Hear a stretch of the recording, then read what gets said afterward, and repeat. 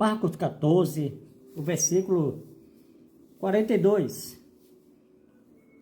Marcos 14, de 32 a 41, Jesus ele está no lugar onde ele ensinava os seus discípulos, lugar de oração, lugar de comunhão. E o Evangelho de João diz que Jesus fala assim para Judas: vai e faz o que tem que fazer, né? Porque Judas ele estava procurando uma oportunidade para entregar Jesus, por ele pensar de uma forma terrena, até por ele fazer parte dos zelotes. Ele esperava que Jesus reagisse. Tem até um filme que fala sobre Judas, e ele fica, no filme, o autor, né? Não tem nada, a Bíblia, o autor fica colocando que Judas Iscariotes fez isso para ver se Jesus reagia. No filme, você pode ver o filme Judas. Quando Jesus está na cruz, agora sim, agora ele vai mostrar quem ele é. Mas aqui Jesus diz no versículo 42, levantai-vos, vamos, ele que está perto, o que me trai.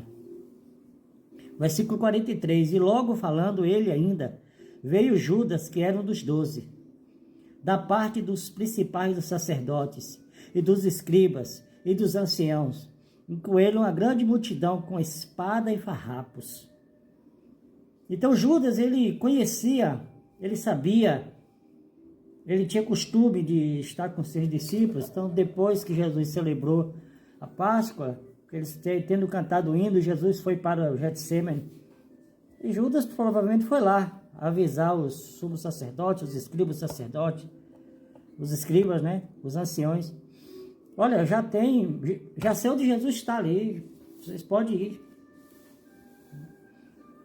E o texto diz aqui, ora, o que o traía tinha lhe dado um sinal, dizendo, né, aquele que eu beijar, esse o prendei e levai-o com segurança.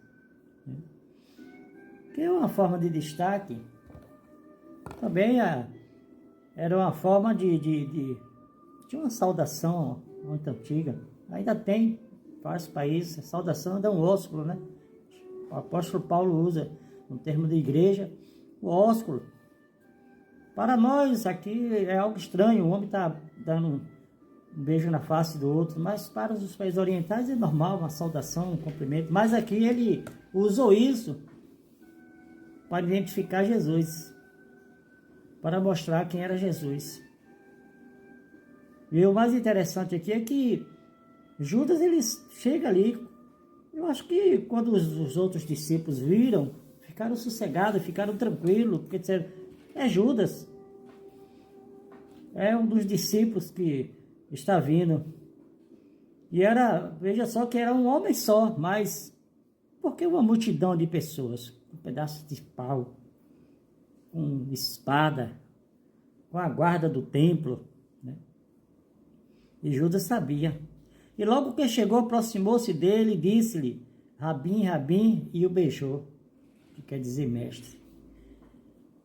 Muitas vezes, assim, João, ele usa assim uma expressão que quando Jesus, né, disse aquele que vai me trair, aquele que molha o pão comigo. Então João diz que quando Judas recebeu o pão, que foi permitido que o diabo, Satanás, entrasse nele. O Evangelho de João relata, capítulo 13.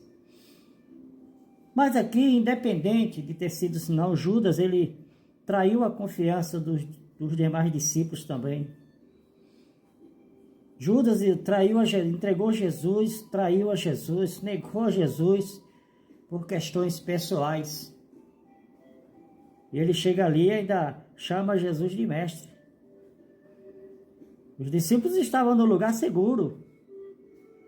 Esses homens, os sacerdotes, os escribas, os anciãos, né, que eram homens lá de respeito, e uma multidão para prender uma pessoa só.